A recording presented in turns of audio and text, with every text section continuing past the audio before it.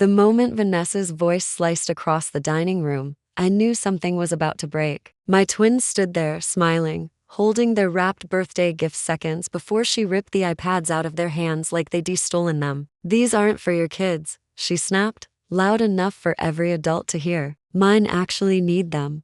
The room froze. Emma's face crumpled. Ethan tried to look brave, and in that instant, as Vanessa ordered us out of her perfect home, something hardened inside me. I didn't know it yet, but that night would be the beginning of her downfall, and I wasn't going to stop it. Some moments in life carve themselves so deeply into your memory that even the smallest details stays sharp forever. For me, one of those moments began the second Vanessa's voice sliced across the dining room. 1 second, my twins were smiling, holding their wrapped birthday presents with excitement, and the next second, their aunt's cold tone shattered everything. "These iPads were meant for my twins, not your kids," Vanessa snapped, yanking the boxes right out of Emma and Ethan's hands. She said it like my children were thieves instead of guests at their own birthday dinner. "Tyler and Taylor need them for their advanced classes. Your kids would just waste them on games anyway." My name is Olivia Preston, and I will never forget the way my twins' faces fell. 10-year-olds, trying to understand why someone they loved would embarrass them in front of a room full of adults. The whole dinner party went silent. It felt like every clock in the house stopped ticking at once. "Vanessa, those were specifically bought for Emma and Ethan," I said, keeping my voice steady, even though my anger felt like fire in my chest. "Their grandparents bought those gifts for their birthday. I can do whatever I want in my house," she said sharply, pointing toward the front door with her perfectly manicured finger. "And right now, I want you and your little budget family to leave. You're ruining the ambience of our dinner party." My husband Mark, her younger brother, finally stepped in. "Come on, V, it's the kid's birthday. You can't seriously be." "Actually, I am serious," she cut him off without hesitation. "My twins have their piano rehearsal next month, and they need iPads for their sheet music. It's educational, unlike whatever your children would use them for." I looked at my brother-in-law, David, silently, begging him to say something, anything to stop his wife. But he kept his eyes glued to his plate, pretending not to hear a thing. Then the sound I dreaded came, a small breaking sob. Emma couldn't hold her tears anymore. Ethan wrapped his arm around her, trying to look brave, even though his own eyes were red. "Let's go," I whispered, gathering their hands. "We don't need to stay where we're not wanted."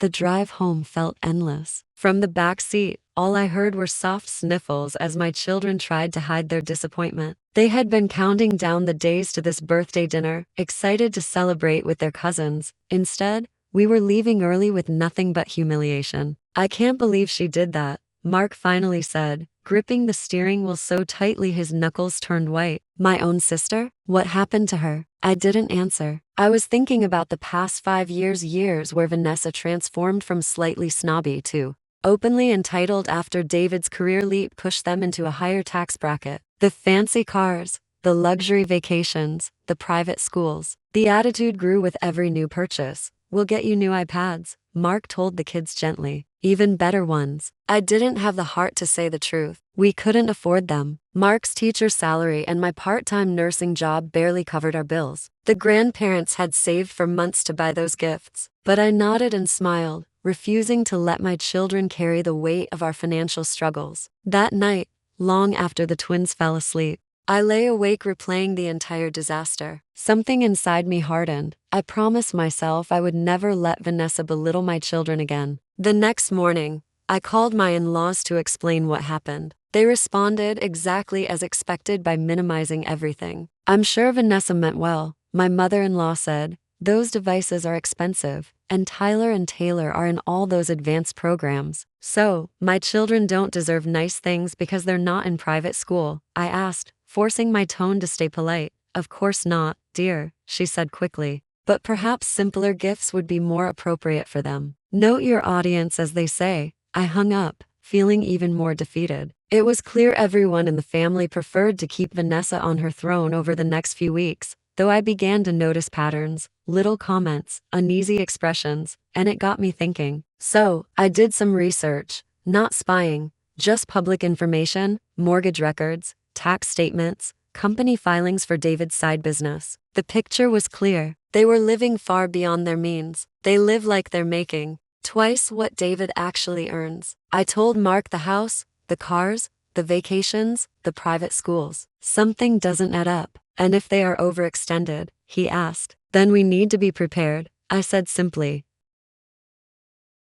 Protecting our family. 2 months after the birthday nightmare, the first sign proved my suspicions right. Mark's mother called. Has Vanessa asked you for money recently? She whispered. No, Mark answered, looking at me confused. Why? She asked us for a substantial loan.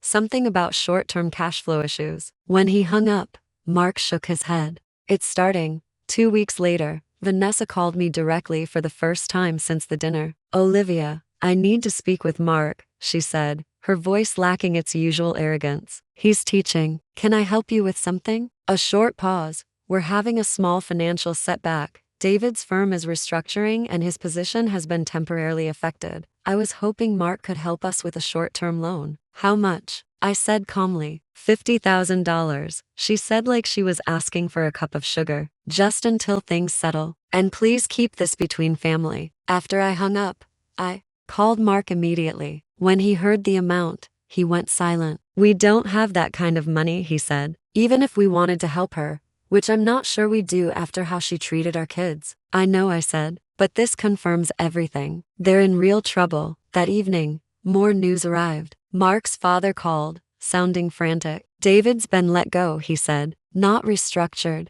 fired. Something about risky investments with client money. There may even be an investigation. Within days, the situation exploded. Their credit was maxed out. Their mortgage was underwater. The private school was threatening expulsion for unpaid tuition. Their shiny life was unraveling thread by thread. I felt sympathy not for Vanessa, but for her children. Tyler and Taylor were innocent, just like Emma and Ethan had been. A week later, Vanessa showed up at our door unexpectedly. Gone was the glamorous woman who loved to flaunt her wealth. Her eyes were red, her hair messy, her voice small. Is Mark home? She asked, not quite looking at me. He'll be back soon.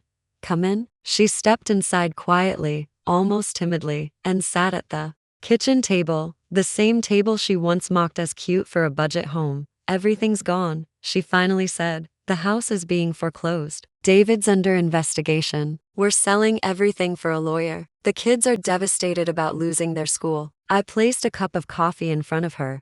I'm sorry about the children. They don't deserve this. She looked up quickly, realizing why that sentence sounded familiar. I had used her exact tone from the birthday dinner deliberately. I know what you must be thinking, she whispered. That I deserve this. That it's karma. What I think doesn't matter, I replied. What do you need, Vanessa? She swallowed hard. We need someplace to stay, just for a little while. We have to be out by next week. Before I could answer, Mark walked in and froze when he saw her. Vanessa, what's going on? She repeated the whole story. Mark listened quietly, then told her, we need to talk privately, in our bedroom. He looked at me. Well, I thought about Emma's tears, Ethan's trembling lip, the gifts torn from their hands, the years of rude comments, snide remarks, and superiority. But then I remembered something my mother taught me. Be the person you needed when you were hurting. They can stay, I said, but with conditions. Mark nodded. She won't like them. She's not in a position to refuse. We returned to the kitchen. Vanessa waited,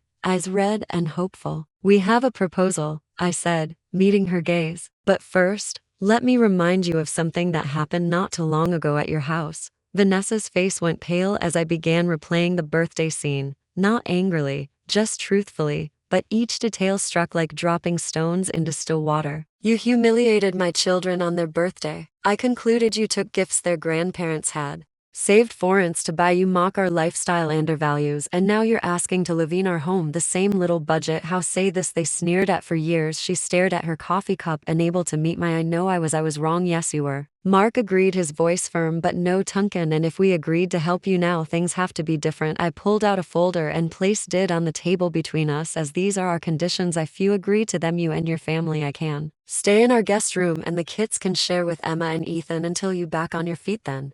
attentively opened the folder, her eyes widening as she read the first page. "Ya want the iPads back?" she asked, looking up. "They were never yours to take. Mark's safety were gifts for our children from her parents. We want them returned with an apology to Emma and Ethan." She nodded slowly. "What else you'll contribute to household expenses?" I continued. "Not much, will know your situation." But something took her. "The additional utilities and food will also help with household chores. Both work full-time, and adding 4 people to our home means more cooking, cleaning, and laundry," Vanessa continued, reading her expression shifting between disbelief and resignation. "You want Tyler and Taylor to attend public school with your kids. It makes the most sense of financially," Mark explained. "Emma and Dathan go to the school where I teach. It's a good school. Vanessa, your kids will be fine there." The final condition made her pause. "The longest family, that's non-negotiable." I say firmly, this family has patterns that need to be addressed if we're going to have together even temporarily. Your behavior toward us, our children's relations, your parents enabling a law. It needs to be discussed openly with a professional mediator. Vanessa closeth folder, her hands shaking slightly. "You've clearly thought this through way," Mark confirmed, "because despite everything you want to help you, but not at the expense of our own children's well-being, our self-respect." She was quiet for a long moment, weighing her options, which we all knew were extremely limited. Finally, she nodded. "I'll talk to David, but I think we'll accept your conditions." 3 days later, they moved in. The reunion between cousins was awkward at first. Em and Ethan were wary, while Tyler and Taylor were embarrassed and subdued, but children are remarkably adaptable, and by the end of the first week, all 4 were cautiously playing together. The iPads were returned with a strained apology from Vanessa and David, to my surprise. Tyler and Taylor had also insisted on writing apology notes to their cousins expressing genuine remorse for what had happened. "We didn't want to take your presents," since Tyler confessed to Emma. "Winthy thought no adults were listening. Mom just took them, and we didn't know how to say no." The first family therapy session was tense but productive. Vanessa struggled to acknowledge the patterns of favoritism and materialism she had developed, while David had to confront this role in enabling her behavior through risky financial decisions. "He wanted to give her everything," had admitted. "I thought if I could just make money, be successful enough, she'd happy, but it was never enough." Week by week, things began to shift. The practical realities of living in our budget home taught Vanessa and David lessons that no amount of lecturing could have conveyed. Necessity of carpooling, meal planning, and careful shopping became a new normal. The children adapted more quickly than the adults, with Tyler and Taylor discovering that public school offered friendships and opportunities they'd never experienced in their exclusive private academy. 1 month into their stay, I came home early from my nursing shift to find Vanessa at kitchen table, surrounded by coupon sand rosary ads. "I figured out how to save $30 on this week's shopping," she said, looking up with a kind of pride I'd never seen in her before. "And I'm making for dinner enough for everyone with leftovers for lunch tomorrow." Is smiled, sitting down across from here. "You're getting good at this. It's actually satisfying," she admitted in a way I didn't expect. That night after dinner, as all 4 children worked on homework together at the dining table, Vanessa pulled me aside. "I've been thinking about that birthday dinner," she said quietly, "about how I behaved. I didn't think I've properly apologized to you and Mark." "You haven't," I confirmed. She took a deep breath. "I'm sorry, Olivia. Truly sorry. I was cruel and entitled, and damned. I was jealous. I repeat, surprised of what? Of your family, your marriage, the way your kids look at your." Voice caught David, "and I had all thievings, the house, the cars, the vacations, but you and Mark, you have something really. Think always knew that, and it made me sinful." The honesty of her admission caught me off guard. It was the first time in all the years I'd known Vanessa she'd shown genuine vulnerability. "Thank you for saying that," I said simply. 2 months after they moved and David found a new job, it didn't pay nearly what he'd made before, but it was honest work with a stable company. Vanessa started working part-time at a local boutique. She had a talent for styling and customer service when she wasn't looking down on the client. They found a modest apartment within their new budget and prepared to move out the night before they left. We had a family dinner, not unlike the birthday celebration that had started everything, but with a completely different masher. As we cleared the dishes together, Vanessa handed me a small box. "What's this?" I asked. "Open it," she urged. Inside was a delicate silver bracelet with 4 small charms, 1 for each. 0 for children. "It's not expensive," she said quickly, "but I wanted you to have a Something to remember that sometimes the greatest gift isn't what we receive but we're willing to give. When it shuddered at clasp the bracelet around Myra's, thinking about the journey widow taken. Who would have thought, I say with a smile, that losing everything would help you find something better. If someone ever crossed a line with your kids, drop your country. I want to see how many parents refuse to stay silent.